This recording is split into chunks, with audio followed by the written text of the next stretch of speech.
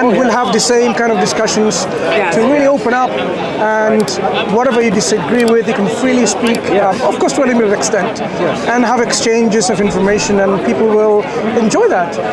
It's not something replicated equally elsewhere around the world. They have tried in various places, but they didn't quite succeed in having a platform like this. I mean, in the past, I'm sure you know this, you're old enough to know that this was at the very start a place that was an opportunity for people who are just about to be hanged over there, right?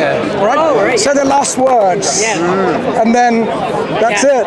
And then it became then officially known as a place where you can actually say, and then you had people like Karl Marx and probably Lenin and others. They used to come here and talk. So historically, this place is well known, and that's why it's still today with that kind of force. So what's happening today, in line of this tradition, is still people are coming to discuss openly and freely, so that this kind of fear of the other is removed. So we as Muslims, we take up no opportunity to say, look, there are a lot of misconceptions. So much so that people are calling Muslim the boogeyman, like, okay, they're the other, they're the enemies, the bad guys. Now, what made that perception or the image is something that we want to openly discuss and say, look, 200 years ago, did you even think about that Islam is a religion of violence and it does this and this? You knew Islam is a religion of peace. If you go and look into the history. And then, so what happened then? Politics changed a lot because of political differences and political powers having sometimes imbalance in the political strength. That's why the insecurity came from the Western elites and the governments, and they want to now demonize those political entities which are becoming stronger. Otherwise, people will be also inclined to see, why are they like this? I mean, these people, they're not Canadians, they're not Americans, they're not English, but they seem to have some values which is very appealing. So how do you then stop your lot of people, say the Canadians and Australians and Americans, from choosing a lifestyle other than your own? Because you would want to control your flock, you'd want to control your traditions and uphold your traditions. Everyone likes to do that. This is a general thing, right? We do that. Yeah. Do you know this is what happened. Do you know what we have in Canada in January? And I will tell you, and this is, people are welcome to their own traditions. And where we have in January, we have a holiday called Gunghagus Fat Choi, and it's a combination of Robbie Burns Day and Chinese New Year. And the Scots and the Chinese celebrate together. Gunghagus Fat Choi. Gunghagus Fat Choi. So what has changed? Welcome to do it. Interesting. So what has changed over the years? One of the biggest festivals in British Columbia, where we're from, is Diwali. Okay. Huge. So these are what changes have taken place. Initially, when Europe wasn't in contact with the Islamic civilization, there was always this fear, who are these people? I mean, taking over our lands. As Islam was growing, where are they growing? They're taking over the lands of the West. As it was spreading, Islam is now becoming Muslim. So everywhere else. So if you look at the Byzantine Empire and so on, the Europe was shrinking because Islam was growing in their lands. So they had to deal with that, saying, okay, how do you prevent the loss of land and the loss of people's understanding of culture, tradition, belief, and so on and so forth. So the device, unfortunately, that's where the problem started at the very beginning. Instead of saying, okay, fine, there are legitimate differences and it's fine, we need to deal with it politically or ideologically, they started distorting the other's belief system and what they stand for.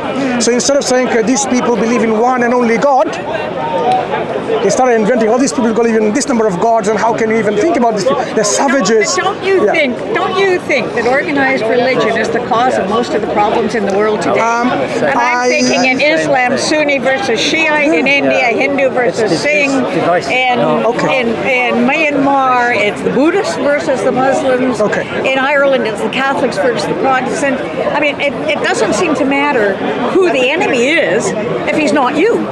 And it all comes down to organized religion. Okay, let me address this, but let me just quickly finish what I was saying in terms of the historical backdrop of how things went to lead us to where we are today.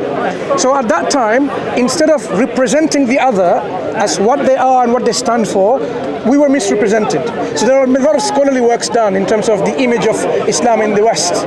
Okay, I can give you a book called Jabal Buaban. It highlights clearly even the elites of the West at the time, academics, intellectual influentials, how they misrepresented the Muslims. So as people got more and more access then, because Islam then grew eventually anyway, regardless of all this misrepresentation, Islam came to the West, right? And then people are then exposed and say, oh, this is what you stand for. You stand for justice, fairness, truthfulness, trustworthiness. You stand for uprightness. You stand for all that is what we strive for internally, regardless of what you believe. But I got a question for you. What makes your system better than the Christian system? Okay, two important questions. So let's move on to your questions then.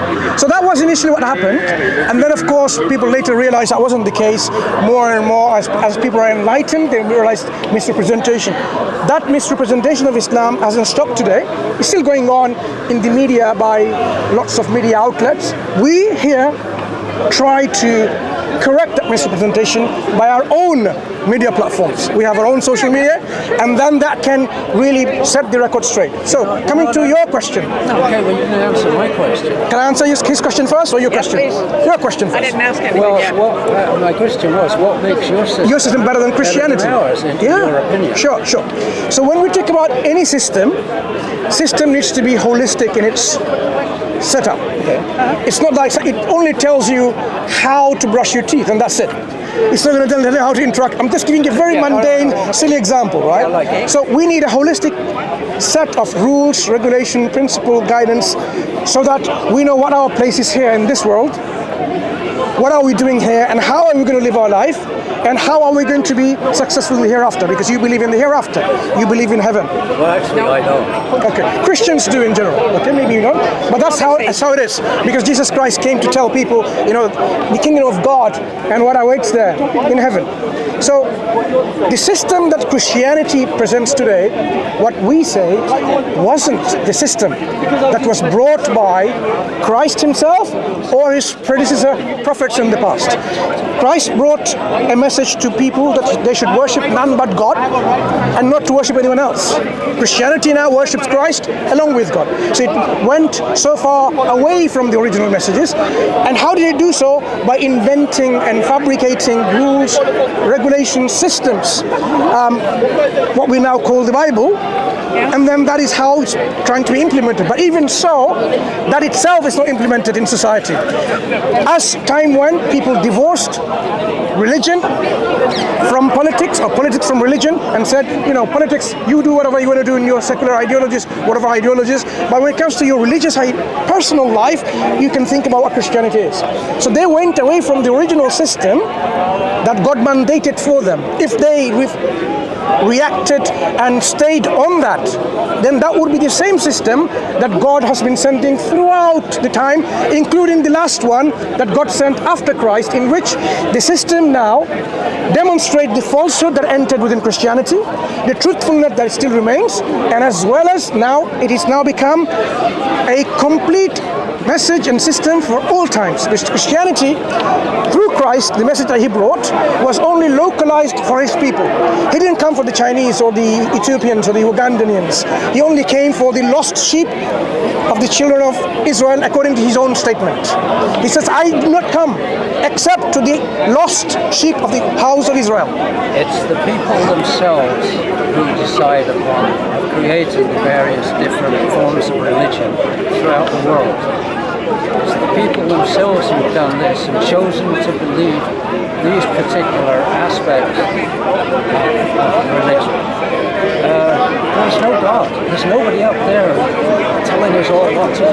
Okay. We decide amongst ourselves. It's interesting that you say there's no God. And you will find that there are common social aspects in common to all religions, and I'm thinking of what we call the golden rule. Do unto others as you would have them do to you. You've got that in Islam, it's in Christianity, it's in... So I would like to address that more, but I'm going to address your question so that I don't forget. Organized religion cause of all the major problems in the world today, right? Now, That's the basis of a lot of it. Not every single one. a lot of them. sure. In terms of religion, this is where our discussion will come with the gentleman here. What's your name? Phil. Phil. I'm Mansoor. What's your name? Lois. Phil and Lois. Okay. And what's your name, brother? Always. Okay. So when it comes to a friend of this guy? We are, yes. Oh, okay. Well, that's not fair. You go away. I'm just listening and getting educated. So organized any system is better than no organized system or disorganized system. Oh, yeah. If you look at any society that is running, if it needs to run properly and efficiently, it needs to be organized. It needs to have a system in which there's governance, structure. But that's government. That's not religion. No, religion includes how you govern societies and individuals. Government is law. Religion is social. Religion And they includes, overlap. but that's where our perception of what religion is slightly different. But you're not answering the Phil. No, you keep talking and talking. I haven't addressed Lewis's question yet. Can I do that first? Okay, then go for it. have your say to your heart's intent. So, organized something is better than non-organized or disorganized. We accept that. Yeah. Now, when it comes to religion, our understanding of religion is not just a private matter. Religion to us is a complete way of life, how you govern your life, how you interact with others, in private as well as in public. That means all aspects of governance, economics, sociology, crimes, criminology, all of it is included. So if we don't have a system which is organized to give you the whole outlook of how you are going to deal with all of that, it's going to be a real mess. That's why you need an organized religion. An organized religion will have a boundary in which it will tell you these are the parameters in which we should live our life, and going against this boundary will incur some punishment. For example, if you now steal, You're doing too much talking here. Just a minute. but that Because you're not answering the question. I was trying to. No, because I understand what you're saying. Okay. Christians have similar beliefs, so what makes your system better than ours? The Why system. is it down in here? Yeah, exactly. That's a brilliant question. So answer it. The answer What a is. politician says when he doesn't want to answer The the answer is what I've already alluded He to. always says how very The system in Christianity as it stands today God. is corrupted and incomplete. If I want to summarize it, right? Because you want summary. Corrupted, incomplete. Corrupted meaning from original message it's been departed.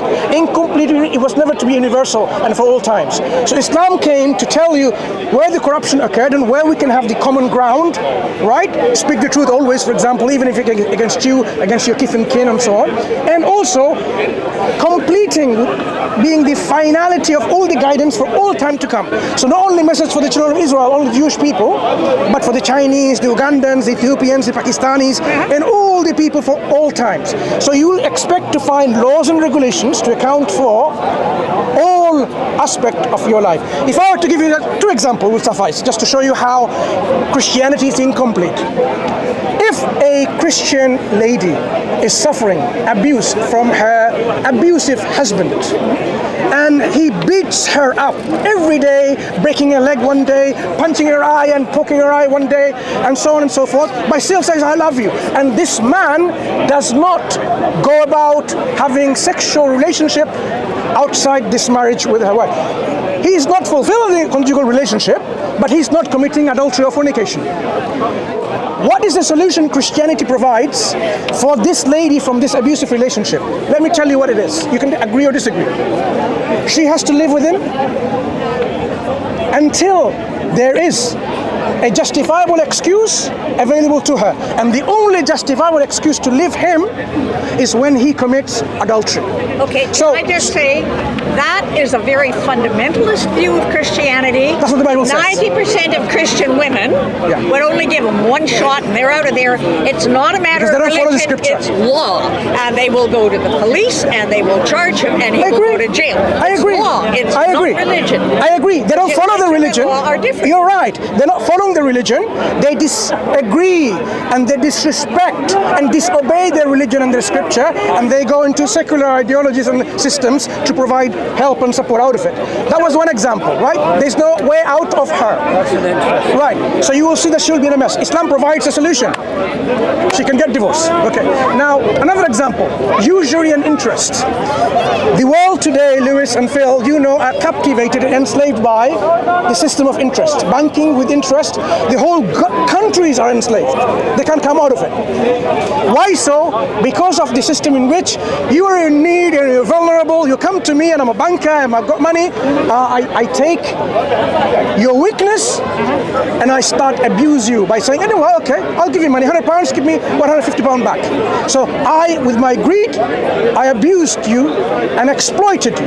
And that's what's happening. Now in Christianity, if I were to ask, what's the solution God provided in the scripture? Is there no bank in Islam? And what about Dubai? No, we'll come back at what the Islamic solution is. No, we'll talk about Islamic solution. In Christianity, it says there is nothing in the New Testament about this solution. Go back to the Old Testament. Yeah. You should not give interest to your fellow man like another Jew. Yeah. But when it comes to non-Jew, yeah, charge interest. And that's why the problem started. That's why when it comes to usury and interest, the global problem, Christianity and Judaism have no solution. Islam says God and His Messenger has declared a war on those who take interest. So all this Dubai and everything else, they have fallen in the trap of usury and interest and they have to come out. So we are all immersed in this problem of interest. Unless we come back to the Islamic system, then we are all going to be in this very mess. So that's two examples to just show you that Christianity is incomplete. What this all boils down to is that you are convinced that Islam is the only way. Convinced is the right word, yes. Your God is bigger than our God. You're not prepared to accept the fact that Christians may have the same values. I disagree with that statement. Catholics and I disagree. I am ready to hear, and that's exactly, my friend Phil and Lewis, what we do here. We want to hear the opposite sides and the justification of why they believe in what they believe. And that's what we try to do, okay? Well, this is DawahWise channel and various others. You will see precisely, we want to let people see both sides and get educated and empowered by the information and make their decision which one seems to be the one to accept and follow. Okay, but now what you're overlooking is that there are degrees of Christianity, Correct. as there are degrees of Islam, from the very, very fundamental and strict to the much more Liberal. Liberal, yes, thank you. There are degrees, and you are sounding more towards the fundamentalist end, whereas we're very far into the liberal end. We are. And that reflects our life and what our life has been. You can be a good person without being a religious person. You can live a good life without going to church every Sunday. You can live by the law, you can live by social values, and not believe in Jesus, and not believe in Muhammad, and not believe in whatever. I'm just saying that religion to you is central, to us it's not. I understand that, and that's what I'm saying. And for you, that's fine and dandy, but for us, so look, we don't want to live that way. I accept your particular take on this, but what I'm saying is, if God mandated us to live in a particular way, if there is a God, that's the question we're going to address later, hopefully. If God mandated us, I haven't got all day. okay. So let's go to this question then. When you say there is no God, clearly you have some convincing. I didn't say there wasn't. I just said there might not be. Phil did say there's Nobody no God. knows. Phil did. I don't agree with God. So when you say there's no God, of course you have some convincing data at your disposal in which it convinced you to make up that mind. No, I've had no. Or is that gut feeling? I've had no proof that there is one. Okay. I've been told there is. And I have no proof that there isn't. Okay. So basically, it's not that there is no God. You're saying I have no proof that there is a God. It's a difference altogether. Yeah, but you're saying there's a God. There is a God, but you've got no proof of that either. How do you know I haven't got proof? Well, prove it. Before, Where is it? well, wait a second. Let's take it slowly. What kind of proof is acceptable to you? Don't know. That's where maybe we should start in terms of what proves it. For example, if I were to say, okay, Phil is a human being, and somebody says, well, there's no proof for that. Now, how do I then convince someone that he's a human being? Well, I have to have some common way of doing it. Of human beings, so we're all examples. What about a woman? What is a woman? Well, she's not a man. No, what is a woman? There's only two kinds of humans. No, we have man saying I'm a woman. So you're saying his definition is clear? I'm Elvis Presley. Cool. It's not as clear today in black and white as you think it is. Well, today it's not as clear as that.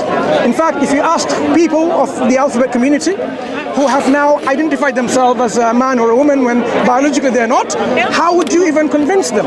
Because to them, if they think they're a gorilla or an orangutan or a dragon or a tiger, that's what they are. And the society seems to go along this line is, who are you to tell them they're not? Okay? And if they're not hurting anybody, why not? So in terms of proof of God, what we say is, now when it comes to proof, people don't know what proof is, so we tend to say, look, there are reasonable arguments for the existence of God, and the arguments that are presented for the non-existence of God outweighs the argument. They are so weak. To give you a short example of what I mean by that, if you and I are something today, something, you're matter, yeah, you're something.